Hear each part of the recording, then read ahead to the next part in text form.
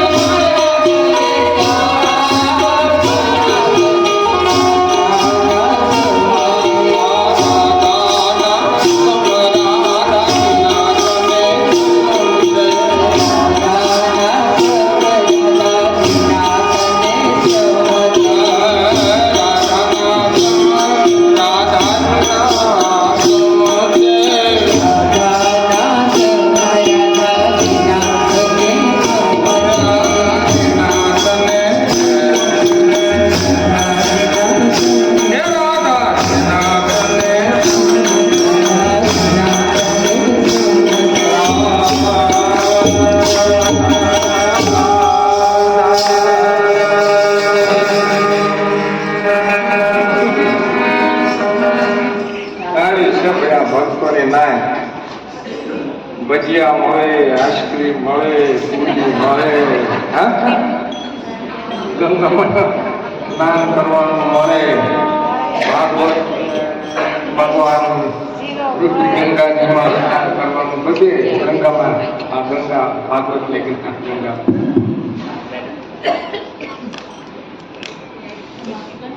સંત સમાગમ જે દિન કરશે તેને પ્રત્યે પરમાત્માના ચરણોમાં સંતના સંગથી જ પ્રેમ થાય.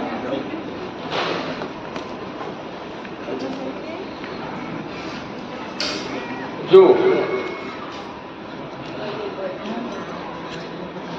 કોઈને વીજળીનો આપણે સાંભળ્યું છે અથવા ખબર છે, કોઈ વીજળીનો વાયર છોટો હોય અને ભૂલે ચૂકે કોઈ એને અડી જાય કે એને શોર્ટ લાગે, વાયર આ શોર્ટ.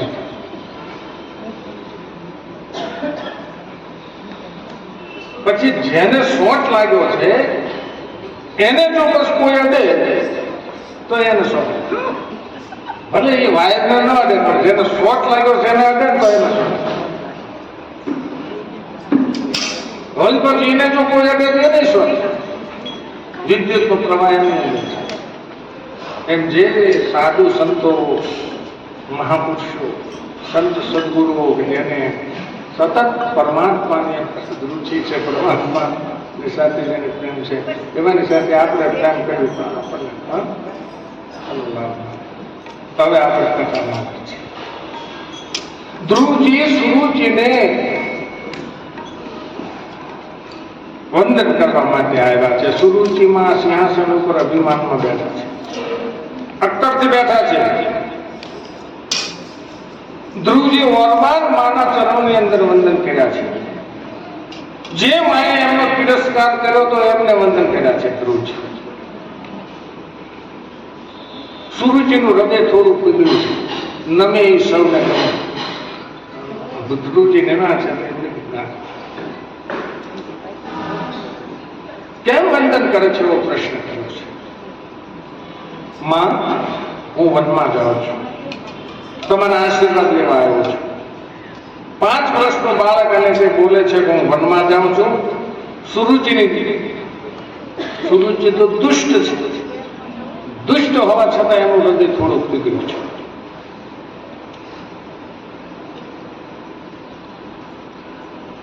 પણ પ્રાણ અને પ્રકૃતિ સાથે જાય છે. માણસ ગમે ત્યાં જાય પણ એના સ્વભાવમાં કંઈ ફેરફાર પડતો નથી. कस्तूरी का क्यारा कया, केसर की बनी खाक, पानी दिया गुलाब का, पर आखर प्याज की ત્યાં ડુંગળી વાયું હોય અને કસ્તુરીનો એનો ફરતો ક્યારો બનાવ્યો હોય, કેસરથી એનું અંદર ખાતર નાખ્યું હોય, ગુલાબનું પાણી આપણે એને સિંચન કરીએ, આવું બધું કરીએ પણ એ કસ્તુરી તો કસ્તુરી જ. ત્યાં ડુંગળી એ કઈ કસ્તુરી બને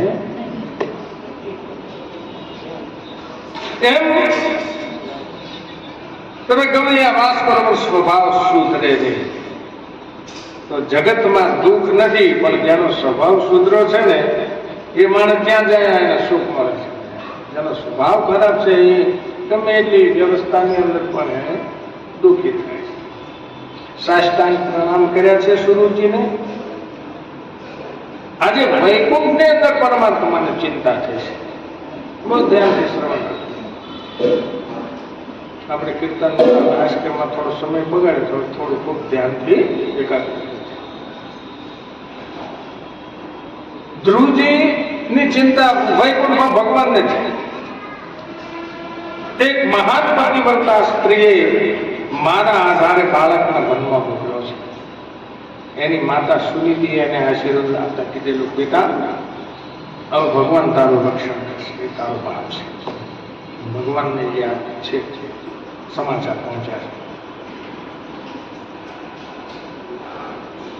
આ બાળકને હું ભગવાનના ચરણોમાં અર્પણ કરું છું. આજથી આ મારો દીકરો છે, એનો વાળ વાંકો ન થાય એનું ધ્યાન મારે રાખવું જોઈએ. એવું ભગવાન વૈકુંઠમાં બેઠા બેઠા વિચારે છે. પ્રભુજીએ નારદજીને પ્રેરણા કરી છે પ્રમાણે બાળક ઘર છોડીને નીકળ્યો છે, તમે એને રસ્તાની અંદર મળો, એની થોડી પરીક્ષા કરો. ધ્રુવજી જે માર્ગે જાય છે એ માર્ગથી દેવર્ષિ નારદ મુનિ એની સામે મળ્યા છે. મનમાં જેને રામ છે, આંખમાં જેને રામ છે, પરમાત્માનું નામ જપ કરતા કરતા ધ્રુવજી હાથમાં વીણા અને કરતા સામે મળે છે. ધ્રુવજી ઓળખી શક્યા નથી કે આ નારદજી છે, પણ શિખામણ આપી છે એમની માએ કે કોઈ સાધુ સંત મળે તો એને તારે પ્રણામ કરતા, સાષ્ટાંગ વંદન કરવા. વેશ ઉપરથી નારદજીના વેશ ઉપરથી એને ખાતરી થઈ કે આ કોઈ સાધુ લાગે છે. પૂતળી પહેરી છે, ગળામાં તુલસીની માળા છે, કપાળમાં સુંદર તિલક છે, મુખમાં ભગવાનનું નામ શ્રી રામ નામ છે, મનમાં રામ છે. બાળક બહુ ડાયો છે. નારદજીના ચરણોમાં સાષ્ટાંગ વંદન કર્યા. નારદજીએ મસ્તક ઉપર હાથ મૂક્યો છે. નારદજીના મુખમાંથી શબ્દ નીકળ્યા, બેટા તું ક્યાં જાય છે? બેટા શબ્દ સાંભળ્યો ત્યાં ધ્રુવજીને પોતાની માતા સુનીતા યાદ આવી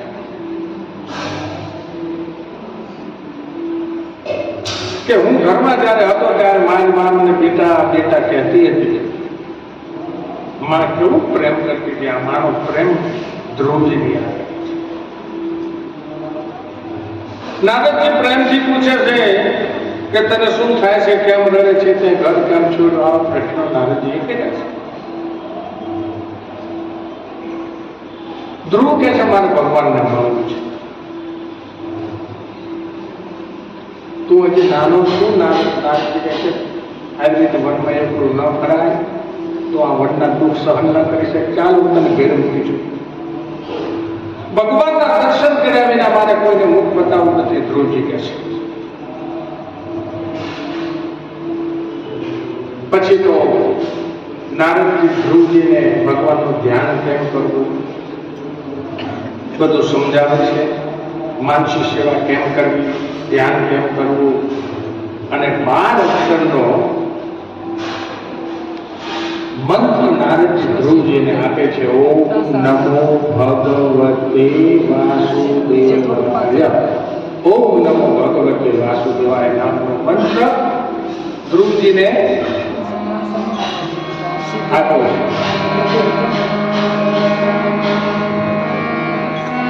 ઓમ નમો ભગવતે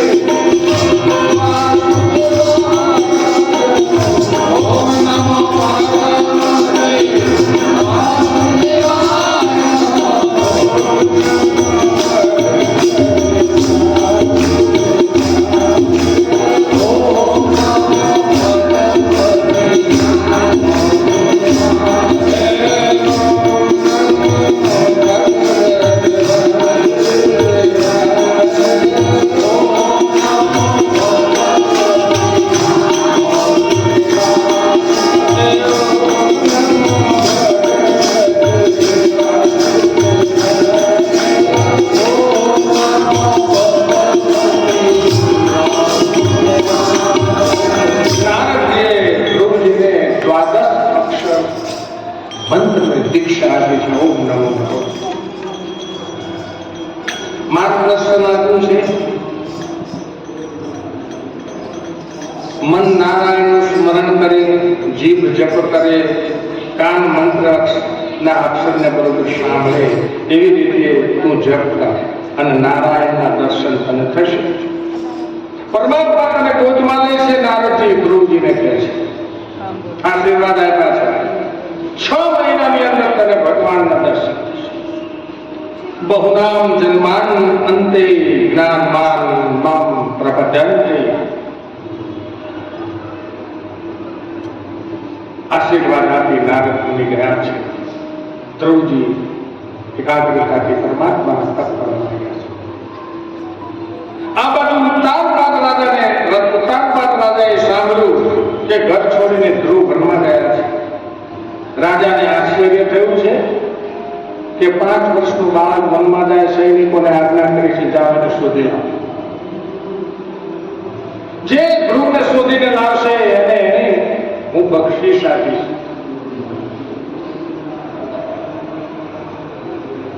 આજે રાજાની અંદરની આંખ ઉઘડી છે. ધ્રુવજી જો ઘરમાં રહ્યા હોય તો રાજાની બુદ્ધિ સુધરવાની નહોતી, પણ ઘર છોડ્યા પછી રાજાની બુદ્ધિ શુદ્ધ થઈ છે. એને પ્રાયશ્ચિત કરવા લાગે. ઘરે મેં આ શું 5 વર્ષનો બાળક બધું છોડી શકે અને હું એક આ સ્ત્રીના મોહમાં પડ્યો છું, આ એક સ્ત્રીને નથી છોડી શકતો. આ ઉત્તાન થયું છે. ઉત્તાન પાત્ર છે. ધિક્કાર છે મને રાજા. મારું મન આ સ્ત્રીની અંદર બહુ ફસાયું છે. મારો જેવો જગતની અંદર અધમ કોઈ નથી. સુનીતિનો આમાં કોઈ દોષ નથી. સુરુચિના કહેવાથી મેં ધ્રુવનો ત્યાગ કર્યો. સુનીતિ તો મહાન પતિવ્રતા છે, એની કોઈ ભૂલ નથી. મેં તેને દ્રષ્ટિ આપી છે. આજે ઉત્તાનપાદ રાજાને સુનીતિ પ્યારી લાગી છે. રાજા સુનીતિના મહેલે ગયા છે. આ બાજુ નારદજી તે સમયે આવ્યા છે. નારદજીએ વિચાર કર્યો કે મારે આ રાજાને સુધારવો છે.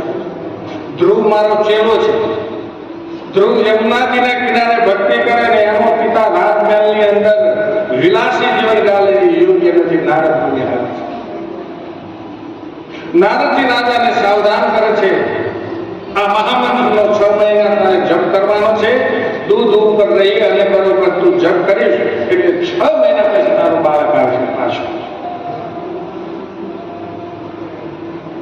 આવી રીતે ઉત્તાનપાદને નારદજીએ જાગૃત કર્યા છે. આ બાજુ ધ્રુવજી કઠિન તપશ્ચર્યા કરે છે. હૃદયની અંદર નારાયણનું સ્વરૂપ પ્રગટ થયું છે. ધ્રુવને પ્રત્યક્ષ નારાયણ દેખાયા છે. પરમાત્માના નામ સાથે ધ્રુવજી તન્મય થયા છે. અંદર આનંદ પ્રગટવા લાગ્યો છે. ભક્તો ભગવાનના દર્શન કરવા માટે તરસે છે, એવી રીતે ભગવાન પણ ભક્તોના દર્શન કરવા માટે તરસે છે. ભગવાને વિચાર્યું મારે ધ્રુવના દર્શન કરવા છે. ધ્રુવજીની આગળ ચતુર્ભુજ રૂપે પરમાત્મા પ્રગટ થયા છે. ધ્રુવજીની આંખો બંધ છે. તેમને અંદર નારાયણ દેખાયા છે. પરમાત્મા પ્રસન્ન થઈ અને ધ્રુવજીને માગવાનું કહ્યું છે. ધ્રુવજીએ કહ્યું મારામાં માગવાની શક્તિ નથી, આપને જે યોગ્ય લાગે તે મને આપો. પરમાત્માએ કહ્યું બેટા મારી બહુ ઈચ્છા છે, કેટલાક વર્ષ સુધી તું રાજ્ય કર, હું તને પછી મારા ધામમાં લઈ જઈશ. આવું ભગવાને કહ્યું છે. હવે તું ઘરે જા. આજે રાજા ઉત્તાનપાદને પણ સુગંધ થવા લાગ્યા છે. જમણી આંખ ફરકે છે. ગામની બહાર ધ્રુવજી બહાર બગીચાની અંદર ધ્રુવજી વિરાટ બેઠા છે. રાજાનો એક સેવક ફૂલ તુલસી લેવા માટે બાગમાં ગયો છે. એને ધ્રુવજીના દર્શન કર્યા છે. દોડતો રાજમહેલમાં જઈ અને મહારાજને સમાચાર આપ્યા છે કે મહારાજ બધાય હો આજ રાજના રાજા છે. રાજાને બહુ આનંદ થયો છે. આખું નગર ધ્રુવજીનું સમાયું કરે છે. આખીની બાળીઓ પણ ધ્રુવજીને બિરાજિત કર્યા છે. એમનો વરઘોડો કાઢ્યો છે. માતાઓ એમની આરતી ઉતારે છે. અતિશય આનંદ થયો. ધ્રુવજીને ગાદીમાં બેસાડી રાજ્યાભિષેક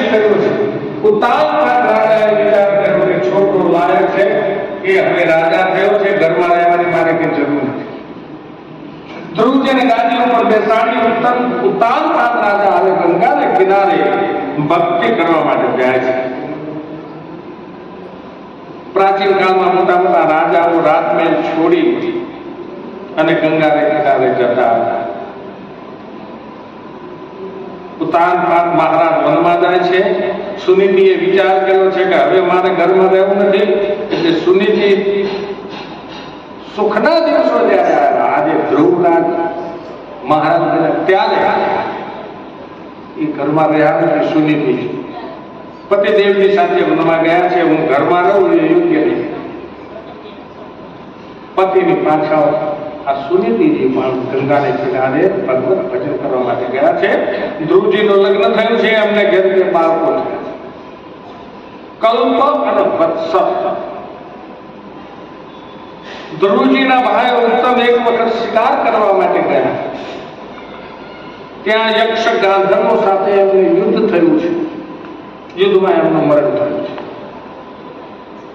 ત્યારે ધ્રુવજી પણ યુદ્ધ કરવા માટે ગયા છે. ભયંકર યુદ્ધ થયું છે.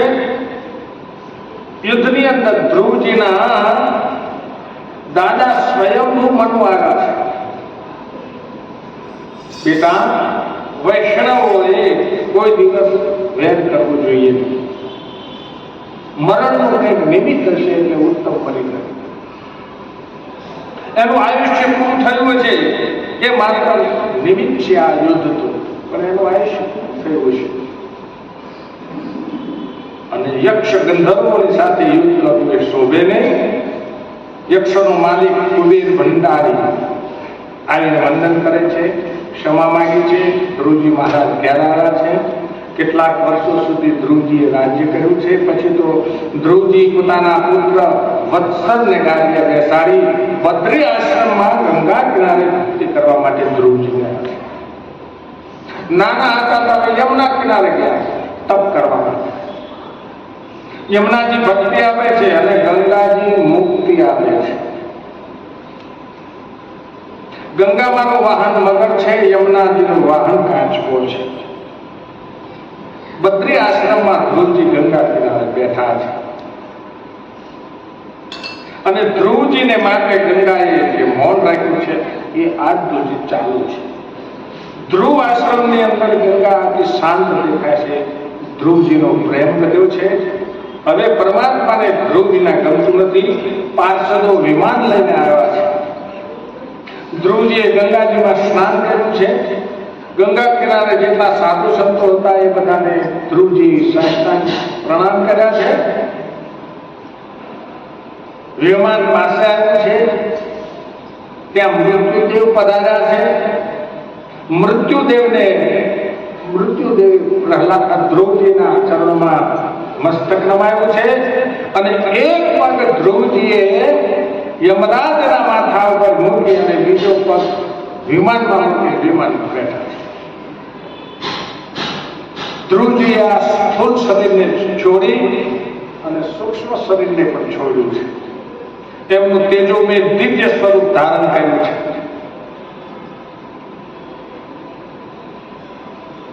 હું નાનો હતો ત્યારે મારી માં મને કેવો બોધ આપતી હતી. મારા આશીર્વાદથી હું આ વિમાનમાં બેઠો છું. આવા વિચાર ધ્રુવજીને વિમાનમાં બેઠા પછી આવ્યા. ઘણા વર્ષ થયા મારી માએ શરીર છોડ્યું છે. હવે એ મારી મારો જીવાત્મા ક્યાં હશે આવી ચિંતા ધ્રુવજી કરે છે.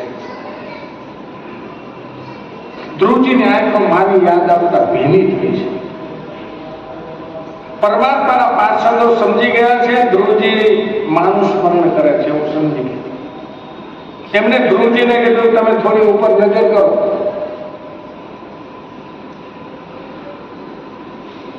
ધ્રુવજીએ ઉપર નજર કરી તો ઉપર એક વિમાન હતું અને એ વિમાનની અંદર માતા સુનીતિ બેઠા. ભગવાનના પાર્ષદો સુનીતા માને સમજાવે છે કે તમારો દીકરો મહાન ભગવત ભક્ત થયો, તેના પ્રતાપે તમે વિમાનમાં બેઠા છો. ધ્રુવજી જેવો દીકરો પેલા માત પિતાને મુક્તિ અપાવે અને પછી પોતે મુક્ત થાય છે. ધ્રુવજી વૈકુંઠની અંદર પધાર્યા છે. ત્યારે વૈકુંઠની અંદર ભગવાને બહુ મોટો ઉત્સવ કર્યો છે.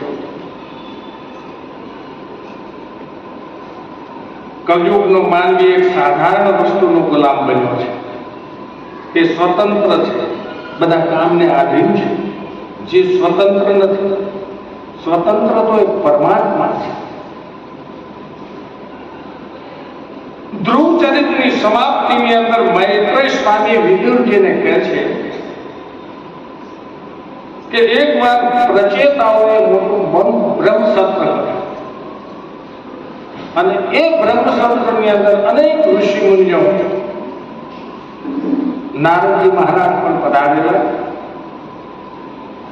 અને નારદજીએ તે પ્રચેતાઓના બ્રહ્મસત્રમાં આ ધ્રુવ ચરિત્રની કથા કહી. એ કથા વિદુરજી મેં તમને સંભળાવી, પણ પરમ પવિત્ર ધ્રુવ ચરિત્રની કથા વક્તા શ્રોતાઓના પાપને બાળવાની છે. વક્તા આપણે પ્રેમથી આ કથાનું વર્ણન કરે અને શ્રોતાઓ પ્રેમથી એનું શ્રવણ કરે તો તેમને ભગવાન શ્રી કૃષ્ણના ચરણોમાં અનન્ય ભક્તિ પ્રાપ્ત થાય છે.